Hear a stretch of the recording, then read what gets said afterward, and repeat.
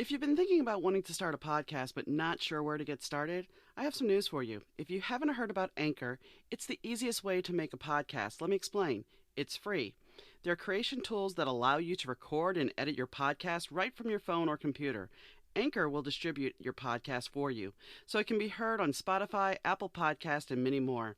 You can make money from your podcast as well with no minimum listenership. It's everything you need to make a podcast in one place. So download the free Anchor app or go to anchor.fm to get started.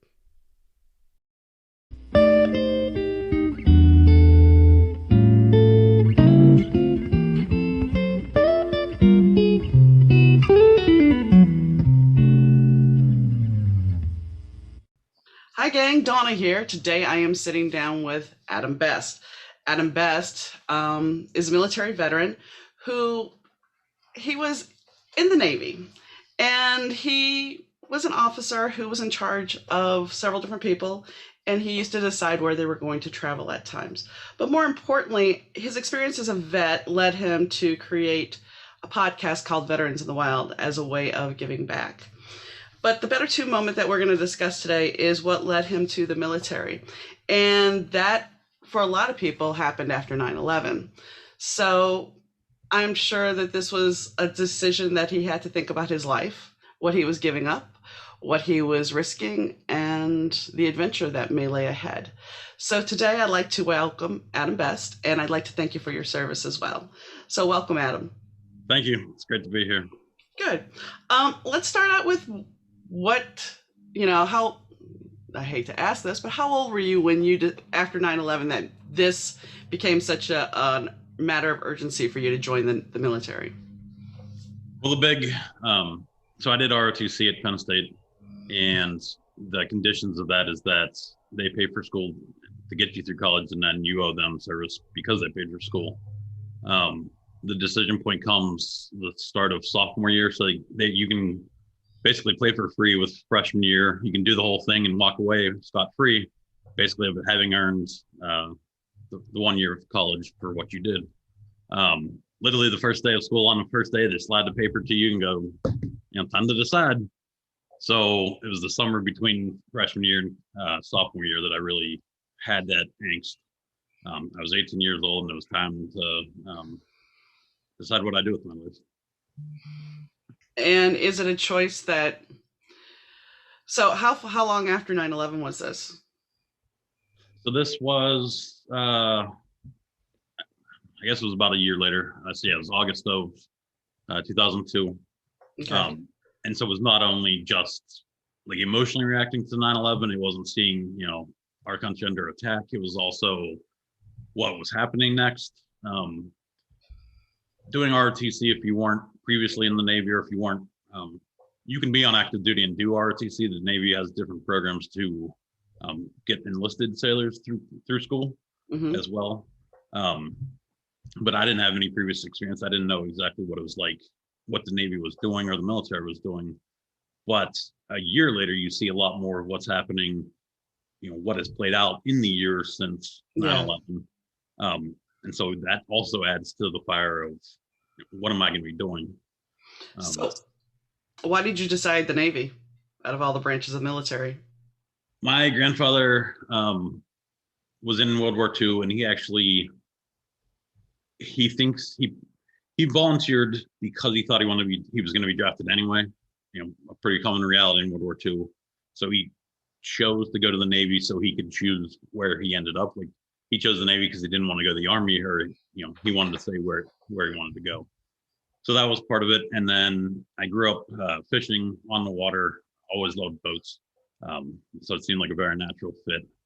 And it seems kind of funny because everyone makes fun of it. Join the Navy, see the world, but they deliver on that promise really well. I got to go through a lot of Europe. I got to see the Middle East and discover some countries I didn't even know existed.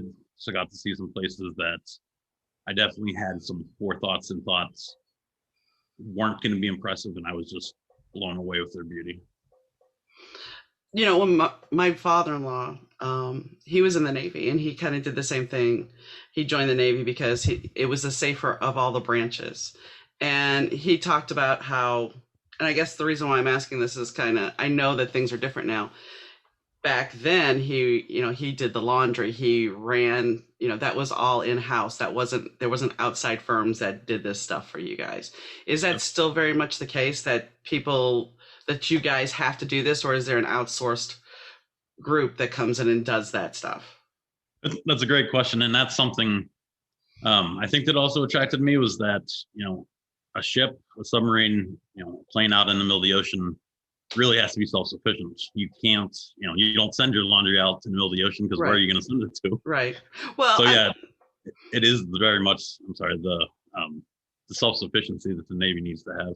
I just didn't know if they had like other people that they hired from a different organization. Maybe that's why I was asking the question.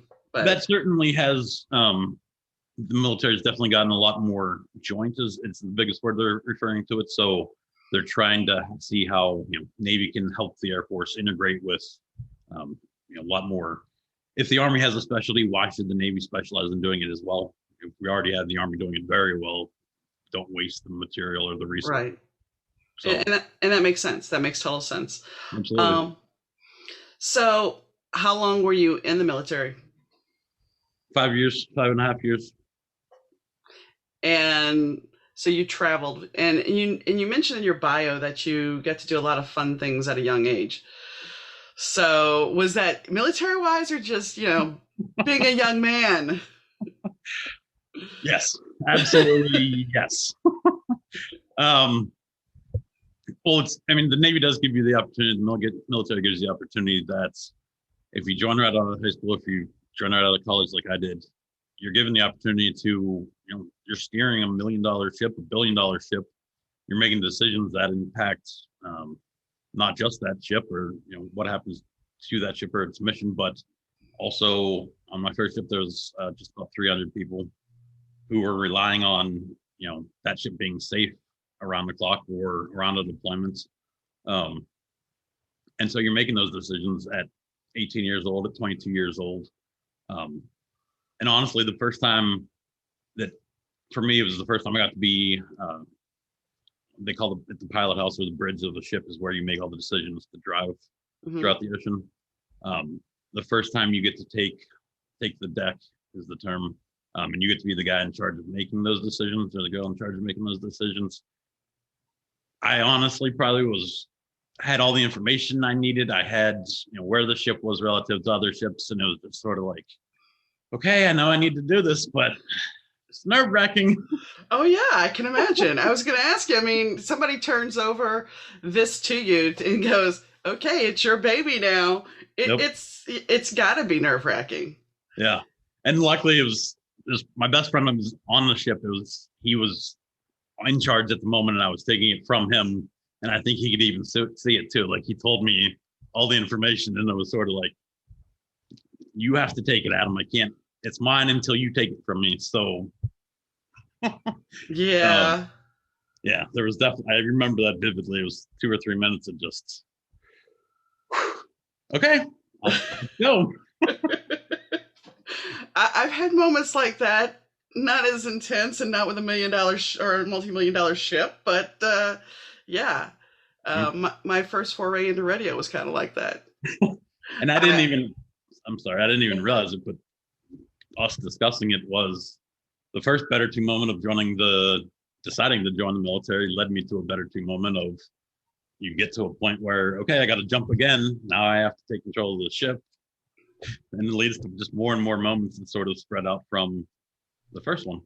But isn't that how life works? I mean, we get to a certain plateau and we're like, okay, we've got this. We've figured it out. And then life goes, but wait, there's more. That was the whole theme of 2020, but wait, there's more. So, when you look at it, you've plateaued now, you've taken this next step. You're in charge. You're the man in charge. So then what happens? I mean, you get to this point where, this has to feel good that, yes, and I'm not saying it's all ego or bravado, because you still are looking at the safety of people in the ship, but there's got to be a little bit of your ego going, I'm the man. After a while, you do get much more comfortable, and I fell in love with that whole process of driving the ships around. ultimately part of my decision to get out of the military was you move on from driving the ships to then fighting the ships with its missiles and its capabilities and the radars that are unparalleled and just can do amazing things. So you move on to different things, ultimately leading to commanding a ship, which would be amazing and an incredible opportunity. But I was truly, hey, I just want to drive ships for the rest of my career. Yeah. And that sort of didn't really align with what the Navy has for, you start here and then you move to this section and then we're training you ultimately to command a ship by yourself. It just wasn't. I was like, no, I just want to stay here and play. This is. No, I get it. I get it. This is my playground. Well, it's your playground. If you're enjoying what you do, you don't want to have to move into all the, dare I say, and it's not necessarily political, but there's always office politics. So I'm sure there's even politics in that. You don't want to necessarily deal with all that stress. I mean, isn't it better just to do something that you enjoy doing? Yeah, absolutely. And embrace it. So, so you're driving the ship. Obviously you got moved around and that was not necessarily something you were enjoying as much. So you just, tell us during this 5 years, what was your favorite place to travel to? I was very fortunate to see many countries, but my favorite was Jerusalem. Okay. I'm not very religious, but I think it was the surprise of seeing the places I didn't think I wanted to see. I probably would never, spend my dollars, or it's not on my bucket list to have gone to Jerusalem, but to have the chance to have gotten there, and to see how important it is for other people. Like anyone can go there and see, like, wow, this is really, you can feel the intensity of it. So I think that was really my most cherished place because I didn't think I wanted to see it. During that 5 years, did you ever face an actual battle, or leading up to it, where there was the intense stress of we may not make it out of here? Nothing terribly. Nothing comparable to what many people face. For one, ship was shot at, but it was shooting a rifle at a metal ship that. Yeah, you're like, come on. In the moment, it was intense because you don't expect it, and to see it, it is intense on that. And on the second deployment, we heard that another ship, same situation, small arms or small artillery shooting at a big ship. But it does keep it real to you that there is a threat out there. They don't like the United States in many places, and sometimes it's also a good reminder. Hey, we're here for a purpose. That we're not just here playing with ships or having fun up on the bridge like we talked about a moment ago. Like, we are doing a purpose. Well, and that one bullet, one bullet could, unfortunately hit somebody. There's always that possibility, even if you're on that big ship, I'm sure. Yeah. So, and unfortunately, we also saw what one small boat did to the USS Cole. Yeah. So you're in the military for 5 years, you've traveled the world, and what happens when you get out? Do you go back to school, or what did you do? You're no longer following, dare I say, your passion, part of your passion. So now what do you do? A lot of different things. It was at first sort of a big letdown, and it's sort of a change, and maybe what's ultimately leading to the podcast. I think a lot of people, especially that join like right out of high school, you go from your world of you knew what your world was, and then suddenly you move into this new world where you're in the military, and suddenly the Army sends you off and you're over maybe in a war, or that's sort of all you know after the first life you cherish. So that's next, and then you get out and you're like, oh, okay, I'm on to phase 3 of life. And you've left a very structured system where you walk into a room, you know how you fit in. You can look around and say, okay, that's the most senior woman in the room, and I know where I fit. So you lose all that structure. You lose a lifestyle that you understood very well, very well, because every day they put it into you. I sort of had a feeling of kind of loss. Mhm. You definitely go through some that was sort of your identity. I'm in the Navy. That's what I'm doing. You get out, and suddenly you don't have the biggest part of what I gained from the military was the people. Absolutely, the people far and away. Um, so I would say the sense of loss was the first issue I had to face was facing civilian life and sort of overcoming like, okay, I stepped out of that. Now what do I do? And it's sort of the how do veterans recreate themselves? Um, I stayed working for the Navy for 5 more years, so that sort of maybe helped my transition. Uh-huh. It was sort of a very good, like it was still very familiar, it's just in a different role. I was using my engineering degree from college, so sort of different, but also still very familiar. Maybe I was sort of like a failure to launch, maybe. Well, what you're describing though is something that a lot of people, whether they, I mean, I think it's more prevalent now, but a lot of people go through this loss. It's part of your identity, especially if you've made a career out of anything. If you've stayed at a job for 5, 10 years, that becomes your identity. You take on that role. When I was a claims supervisor, and I know it doesn't really sound the same, isn't the intensity, but that was my job. That was my identity. And when I walked away from that, all of a sudden it's like, well, who am I? And I was in my Absolutely, yeah. 40s, and this is something that usually people, the older generation, experienced in their 60s. They experienced this in their 60s when they retired. It's like, okay, all of a sudden though, you're no longer that identity.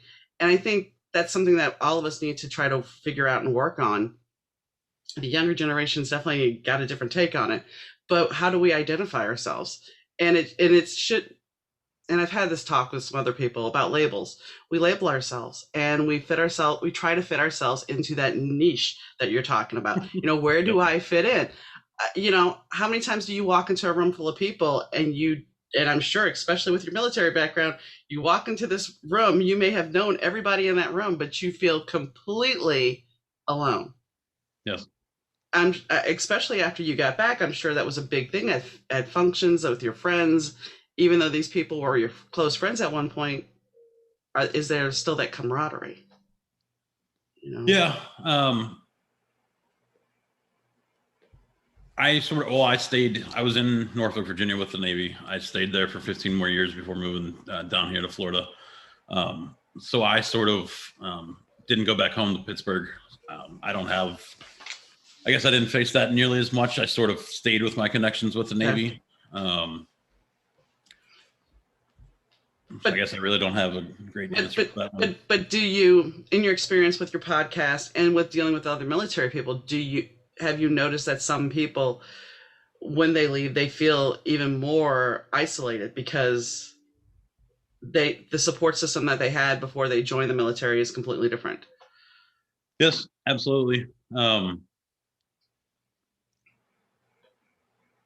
guess I'm not sure if you're asking about I'm just public asking. support or just.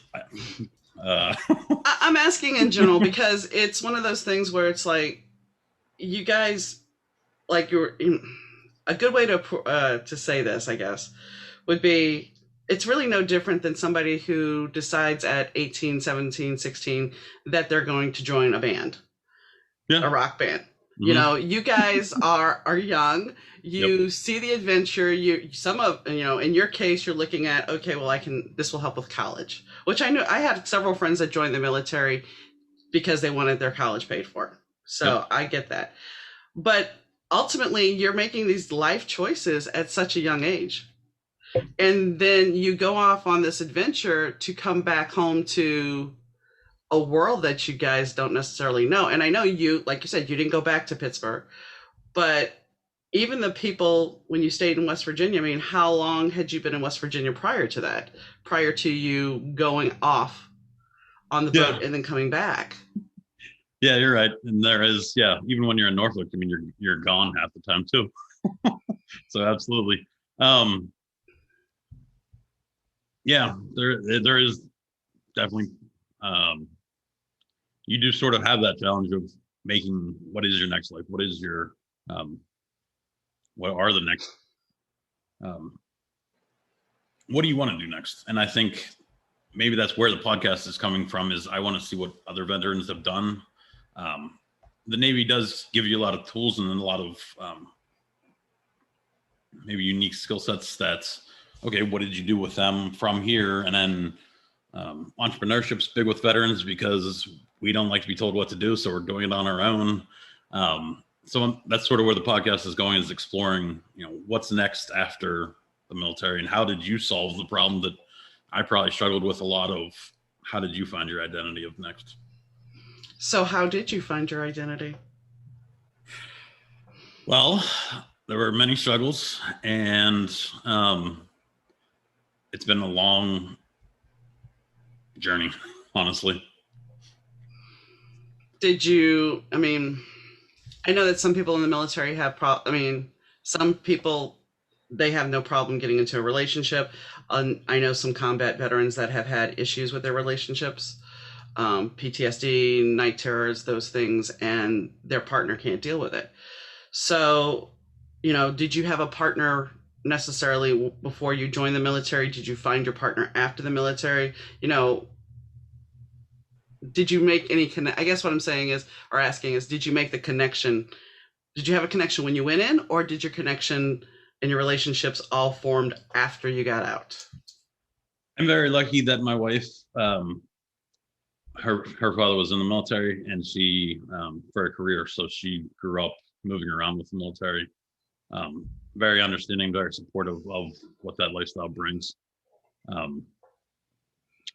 I think my issues probably, I met her the year the year before I got out of the military. So luckily she did understand what the military life was like, but I don't think she didn't see much of my experience in it, because we met, and it was new young romance, but I was also home for 4 days and then gone, and home for 3 days and gone. And it was great because, it's young and it's new, and hey, I only can see you for 3 days, so let's make it an amazing 3 days.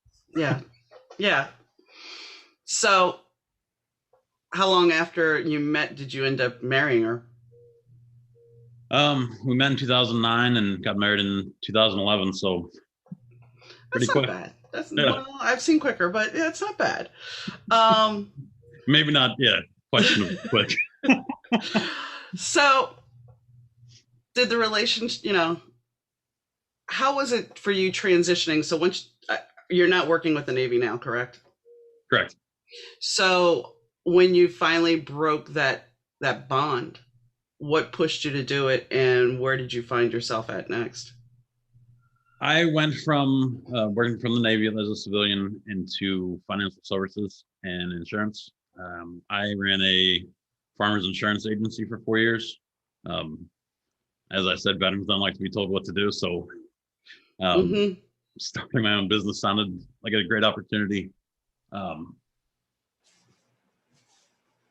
Ultimately, I sold that business because we were moving to Florida, and I could have, I learned a lot of lessons from owning a business for 4 years that I think some of them are the pains of growing a business. But I also had a blast and have no regrets. So, and insurance is not the easiest business to be in. I was on the other side of it, so I completely. Yeah. When you said you're a claims adjuster, I said, ooh. I started out in mail file reception, and then I moved my way from claims as an adjuster all the way up to claims supervisor for my unit.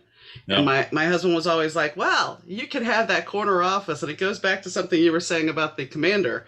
He's like, you could have that corner office. You could have your boss's job. And I'm like, I don't want my boss's job. I'm quite content where I'm at. Yep. Don't want to move anymore. I'm quite happy. Yep. There was enough BS where I was. Yep. So then did you have kids? I have 2 boys, 2 awesome boys. They're 6 and 3.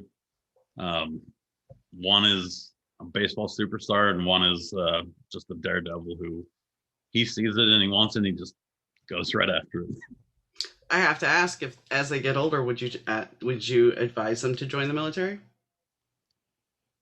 I still would, yes. I always had the thought that, I think for me, I always had the concept that you can't criticize what's going on with the country without having done your part.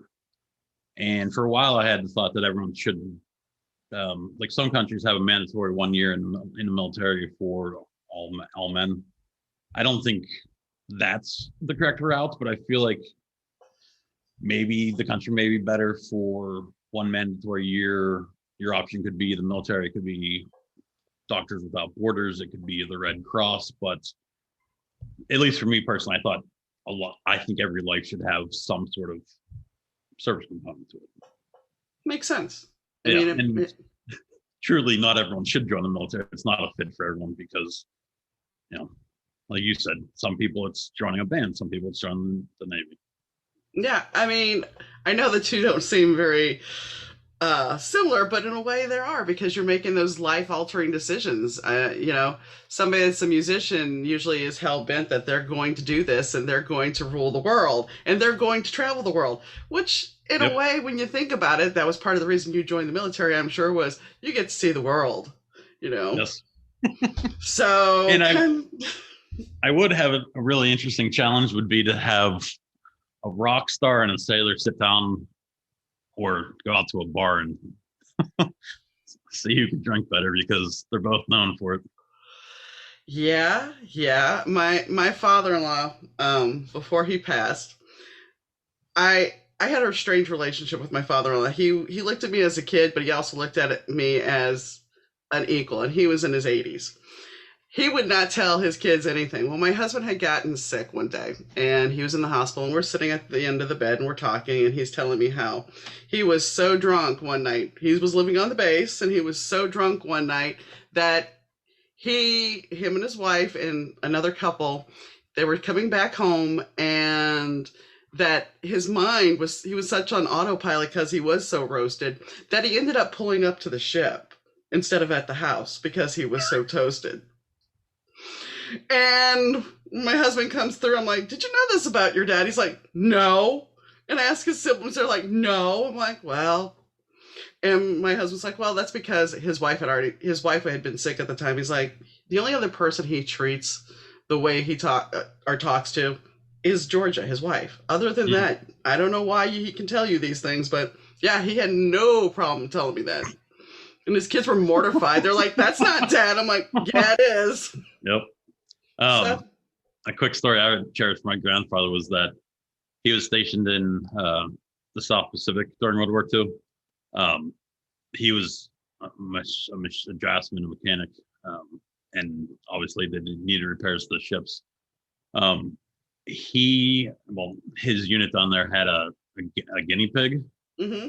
and it just, it was on the island. It was native to the island, and so they just took to it, adopted it, and fed it beer. Oh no! Oh no! Oh yes. So they had those open-ended Jeeps, like it's famous if you think of the GI. They're in those open-ended Jeeps with all the people in the back. They said there were, this thing had a couple of beers that they thought it was drunk, and they were going up a hill in one of those Jeeps, and the guinea pig just rolled. Oh no! Well, I have seen drunk squirrels get drunk off of fermented apples. So, Yep. Wow. So, as for, I hope you see what I did there. I told a story about other sailors and not myself. Yeah, I know. And self-preservation. I was gonna say, so, well, I think that goes back to the fun things at a young age. Yes. Should stay there. My grandmother, which, once again, we go back to being nice, and you think your grandmother's really nice. My grandmother was proceeding to tell me, and she was in her 80s, almost 90 actually. She's proceeding to tell my husband how before she used to go out to the bar, she would drink some castor oil so she could drink the men under the table. And I'm just sitting there going, this isn't the grandmother I know, but yeah. Yes. So drinking is a thing. I mean, it's a problem. It can be a problem. I'm not saying I've seen people have problems with it. Yes. And you alluded that you had some issues when we first started talking to set this up. So let me ask you this: what led to that? Do you think? Was it just having a good time that got carried away? Part of it, yeah, is a lack of self-control on my own part. Part of it is a good time that just got carried away. Part of it, I think, did also stem with that loss of identity, or not finding my own path for a while. And then once you sort of get comfortable in the bottle, it becomes your crutch. Yeah. Honestly, um, you don't. You can get told until you're blue in the face that it's a problem. It's a problem, and when you're in the throes of alcoholism, you can find any excuse to get what you want. You can deny that it has effect on other people. I surely did until it happened in front of my eyes that my kids had to see too much that I didn't ever want them to see. And so I literally had a point where, I got to that point where, okay, you cannot deny that this has an effect on your children. Or you get to a point where you see all it spills into. You get to a point where you're hiding it. You get to a point where what's causing all the fights in your life. And like I was starting to say, was people can tell you it's a problem until they're blue in the face, but until you want to actually find the change for yourself, nothing's really going to actually get anywhere. But I guess my simple message is there's a lot of beauty and a lot of ease on the other side too. It's a much simpler life, not waking up with a hangover or hiding money so you can hide the alcohol, and you think you're hiding it, but you're really not hiding it as well. My thank you for sharing that, by the way. I know that's hard. My dad, I always consider him a functioning alcoholic because before my parents split, and in your story actually gives me a little clarity into him, because my dad went from he would have a beer occasionally to being the party man after my parents split. And he was 27, so I have to give him some credit because he was 27 and a young man when he married. So he didn't have that ruckus partying. Well, my dad took it to extremes. And my dad would pick me up, we'd go to his house, he would have a party, and then he would drive an hour and a half to bring me back home. He wasn't sober. He was a fireman and he saved people in fires, and so there's that trauma too of watching somebody die that you can't save. There's also, so there's a lot of trauma there, and I get that. But he would function. He was an auto mechanic, very top of his game. Yes. And then as soon as 5 o'clock, his garage was actually known as Don's Garage and Social Club. And it's New Orleans, so yeah. But I mean, as a kid, as a 10 or 11-year-old, when you're in that point, when you're in that bit of your life, and your dad was taking you to see Star Wars by yourself, or going out to dinner, or doing whatever, and then all of a sudden you're now being thrust into going into bars at a young age. And he wasn't the only one. My grandfather did too. But going into bars and watching him get drunk, and he wasn't a bad drunk, he was a happy drunk. But still, I mean, I think for me, it gave me an aversion to alcohol. My mom's dad was the one that was the drinker on that side. And it's like, not that I've never had a drink. There are certain drinks I like, but I didn't like the smell or the taste because I had been around it so much as a kid. Yes. But for my dad, he can get up, go to work, no problem. He can quit for a few days. He can quit for a month, and no problem. Yes. When my stepmother died in his arms. He drank a case of beer a day, and was proceeding into this downward spiral. And then he quit cold turkey. Yes. So it's a little different situation. He had his own business, so he wasn't hiding anything. In fact, his friends embraced it. And now that he's had a stroke and a heart attack and he can't hear, he doesn't really have anybody around him. So all the people that were hanging out with Good Time Donnie are gone. Yep. So I'm glad you appreciate the fact that your family is important, because sometimes when you're so busy caught in that party, you don't see your family. And that's what I wanted to follow up and emphasize, was that you don't. get to cherish the family until I didn't get to cherish the family until they got taken from me. I unfortunately had to get to a point where I've been separated. I've, as I said, I've put my kids things through I'd never wanted them to have in their lifetime. And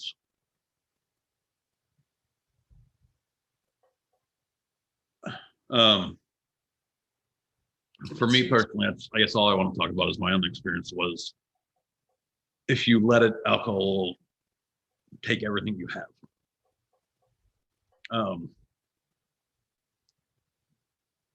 I guess that's probably the biggest thing is you can progressively see it get worse and worse. You can lose more and more. You can, there's always, well, I won't drink until 5 o'clock. I won't drink liquor. I won't, I'll only drink on the weekends. And then, well, Thursday's pretty much close and Friday's an easy work day. So I can drink Thursday night. And then, well, Thursday was fun and I worked great on Thursday, it just progressively just consumes you. Nobody sees you progressing or they do and they just don't say anything. No, there were plenty of people. I had a sister come from Pennsylvania to Virginia to try and say you need help. She's really been a big help. I've had people. I went to like a week-long detox just to clear your body, put your body back to reset. That did nothing. I went to a 30-day inpatient facility, and ultimately you realize that if you're not doing it for yourself, it's not going to work. I was doing all that to, keep people off my back for long enough, get the heat off of myself so I could go back, settle things down and get back to drinking. Yeah.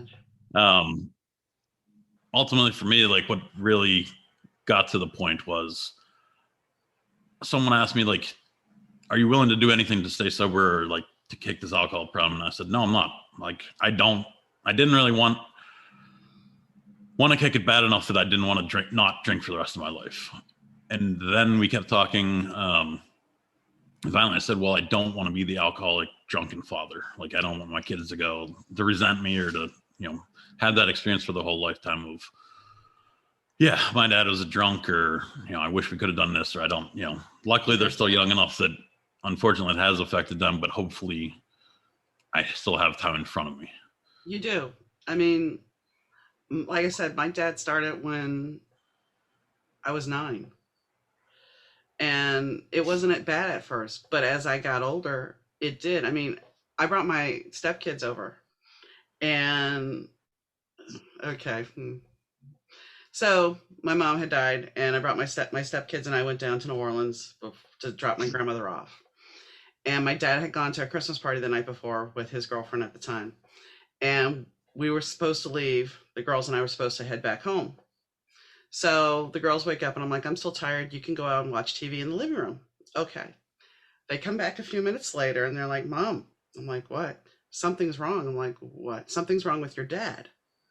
Okay. Now, mind you, they are 5 and 7. So I'm like, you stay here. I'll be right back. I walk out to find my dad stark naked on the couch. I'm mortified because it's my father. What do you do?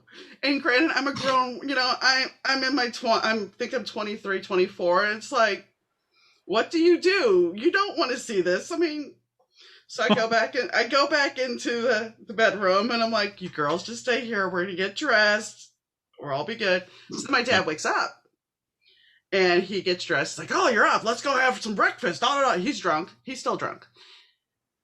My youngest daughter thinks it's a hoot. She thinks it's fine. My oldest daughter is mortified of him. She is just mortified. I can tell that she's just like, I have pictures of them together during this, and Jessica's all okay, and Michelle's just kind of like, you can see her face. So it's like, I think, if you're realizing and you're acknowledging this, that's a good thing. My dad never did. My dad just still continued on.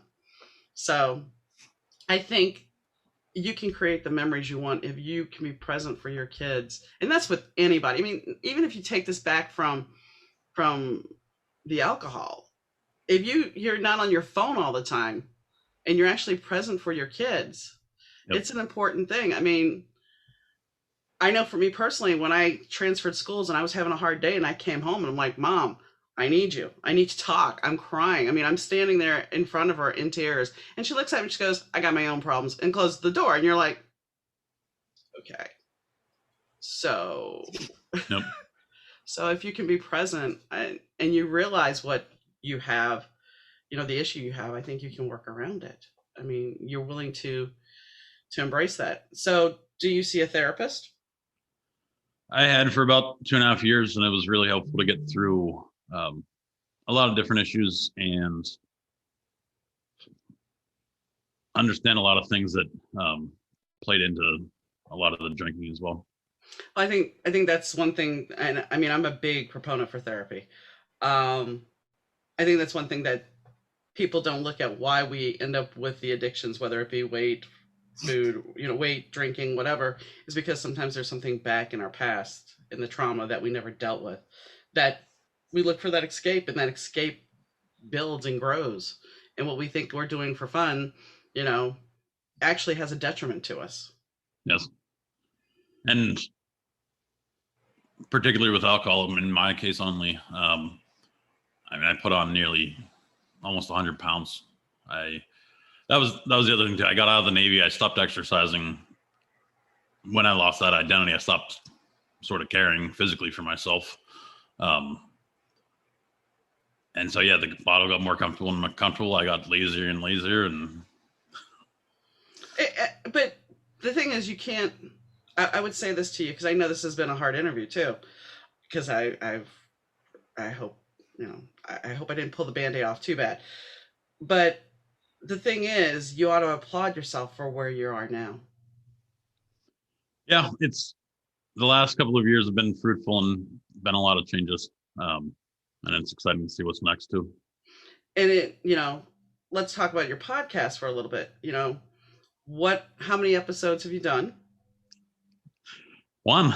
We are actually pre-launch. That's okay. I was flying by the seat of my pants here when I started, and I had the radio background, and I had friends tell me, you need to do this, and I wanted to do it when my husband was still with us, and he just never really did it. And then I was a guest on somebody's podcast, and that kind of motivated me. Yeah. And fortunately, I know people that have the right equipment. They were like, here, you can borrow it. I'm like, okay. So perfect. I hit the ground running, and off I went. And the very first episode I recorded about something at my own Better To moment, because I figured if I'm putting you guys out there to dig emotionally deep, then I better do it to myself, because it's only fair. Yeah. Absolutely. So even though this is your pre-launch, what are your plans for it? Maybe that's the better way to ask then. Absolutely. The show comes out May 28th, so the Friday before Memorial Day. Mm-hmm. The whole purpose is sort of building on that loss of identity, or three big things is we're going to talk about what you did in the military, what lessons did you take from the military, and ultimately where did that, what the pivot was. What did you build from the life, what kind of life do you have now? How are you impacting your community? Mostly to always cast a positive light on what veterans can do. I'm always very happy that the poor receptions that veterans got 50 years ago seems to mostly have gone away. I think it's much more support for veterans now, but I think it's also sometimes an untold story of what they do next. Like that's sort of, well, I was in the Navy, but then I was also a business owner, or, I was a stockbroker, or I was, XYZ, or I overcame, hopefully today, alcoholism. So I hope it casts that good light. And for me, it's also the exploration of what did you do, or what could I do next? So it'll be part just my own stories. It'll be people I knew when I was in the Navy. So some of it will be a trip down memory lane for me, but also veterans I met along the way, and veterans that the show introduced to me that just hearing different stories, and it'll be a lot of fun. I'm trying to decide now if I've seen a lot of companies run by veterans that either go the nonprofit route or go the for-profit route, but ultimately have a cause associated to them. So I'm trying to figure out, I don't really have the details worked out, but ultimately what's that look like for how can I build a business based on supporting veterans or giving back in some way? I just don't have those details yet. Well, and that's okay. I mean, sometimes things have to grow organically. I mean, you can sit here and say, okay, in 5 years, I'm going to be here. Yeah, okay. Well, guess what? If you would have told me when I look back at myself last year at this time, I am not that same person, Yep. and I was a married woman, and now I'm not. And I went through watching him die, and I had to make hard choices, just like you had to make a hard choice about your alcoholism. I had to make a hard choice in August of, well, do I eat my grief? Because food is my friend. Do I eat my grief or do I get healthy? Do I work on getting healthy? And Yep. so I ultimately decided I need to get healthy, because he wouldn't want me offing myself because I have overeaten and gained so much weight, I'd kill my heart.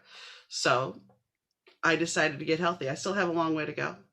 But if you would have told me a year ago that I would have done this, I would have been like, nah, I'm happy being an author. I'm not going to do a podcast. I had friends up my derriere trying to get me to do a podcast for 3 years. And I'm like, no, no, no. So, don't sit there and put so much pressure on you. Embrace who you are now Yep. and accept every moment you have. I mean, that's the key thing here, I think. Yeah. And well, thinking about that, one of the funny memes I saw on Facebook, I think, was everyone's prediction for what their life would be like 5 years from now. Well, in 2015, everyone's prediction for what their life would be like in 5 years was wrong. Yeah. COVID came through, and what the heck happened to everyone's world? Yeah. Yeah. I mean, and that But was, like you said, 5 years is who knows. well, I mean, I'm coming up on a year that he's gone, and it's like, where did the time go? I don't understand where it went, because it seems like it was just yesterday, but no, it'll be a year in June, and it's like, how did it just go so quickly? Yes. The So, one the one thing I've learned from or embraced recently though is that um and part of me wonders how it's taken 38 years to learn this, but um I'm finally embracing, the time is going to pass anyway. hmm Do you want to waste it watching TV all day, or do you want to go do something? yeah, You know, and those days string together. Do you want to have a week then of watching TV, or do you want to, have worked on your health, have worked on, your podcast that you're starting? Do you want to do X, Y, Z? Time's right. not stopping, so Well, and I think once you get your podcast started, you're going to see that there's going to be more people coming to you, and uh, it'll get crazy. It will get crazy. Trust me, it will get crazy, and you're like, okay. Especially, are you doing everything on your own? I am. Yeah. And that's also the fun part of it too, is that you got to figure out how do you hmm get a podcast on there. And I had the first episode recorded. It was all ready to go, and I was like, let's upload it. And it said, well, there's going to be some restrictions based on how you're doing it. And I said, well, I can't do that because it's not going everywhere I need it to be. So I was like, well, I got to start again. Um, First podcast I did, I had sound issues. You yep. could hear the other person just fine. You couldn't hear me really at all. So yeah, it's all trial and error. And I mean, the format of mine has changed as far as backdrop and everything else. Mm-hmm. So you'll do it until you get it perfect. Yeah. Um, so I guess let's go back to the better two moment, since we've had a couple though. So was it better to have joined the military ultimately? Absolutely. Um, I would say what got me to decide was it was always something I wanted to do, and it was checking that box of my service to the country commitment. hmm So that altruistic box got checked, but ultimately now it's the memories and the people. Um, the first ship I was on was 7 people in total, and that small division was so close knit. We um, became so close, and so we had nicknames for everyone. Um, I earned a nickname that I wish I'd never told anyone about, but being young and dumb, I went down to my division and I told them all exactly what happens. And I immediately got a nickname that they will all laugh about if they hear this, and they know exactly what that nickname is. And I'm not going to share it because I still regret that Such a tease. yeah, it's not a regret, but there's a ceremony the Navy has when they cross the equator. It's called the Shellback ceremony, and it's been going on obviously longer than I remember. My grandfather's a shellback, so he crossed the equator during World War II. So it's been a Navy tradition, and it's sort of, because you're in the middle of the ocean, it's sort of like a celebration day. You sort of do what you need to do to keep the ship safe, but otherwise it's a party, and that everyone who's crossed the equator already has the responsibility of cleansing everyone who hasn't. And so they have to literally bathe you of all your unworthiness to be a sailor, and they do that through hot fudge in your hair. You have to go bobbing for apples, which is actually onions, and you don't know that until you take that big bite. But the best memory, well, one of the best. A memory, I don't know if best is the word I want to use, but a memory I have from the first ship, and one of the most important people from my time in the Navy is your chief. It's always your chief, and the Navy particularly has something unique about it in that they, when you get to the rank of E7, so for the military, you have E1 to E10, the enlisted ranks, and O1 to O10, the officer ranks. And that's, across all the branches, very not surprising with the military. They keep it very simple. So when you get to E7 in the Navy, it's a very big deal. You become, in the civilian world, upper management, but it's a big transition in that you're acknowledged as like a senior enlisted leader. Mm-hmm. And as the young officer, you learn to rely on the chiefs because they've been there for 15 years. They know how to get things done. And it's also, it's truly how to get things done, because your chief goes to talk to the chief that's up in combat systems, and things get done very quickly if they need to. Yeah. Sometimes at 3 a.m, but that's also a fun memory from the Navy. But the whole story, and my best memory from the Navy, was the last event that you cross the equator with is you crawl up to the royal baby. Your last moment of unworthiness is you crawl up on your hands and knees, and you have to eat the cherry out of the belly of the royal baby. And so they pick the non-athletic person who's already crossed the equator, and it happened to be my chief. Oh boy. So you're crawling on hands and knees up to this non-athletic person with a big old hairy belly. And you take a cherry out in your mouth out of his belly, and you're like, okay. Out of his belly button? Out of his belly? Oh boy. Wow. Wow. But that's probably a story I'll be able to tell even if I have dementia, and it's something I'll remember for the rest of my life. So I'm sure. I'm sure it's quite memorable. I'm sure it's quite memorable.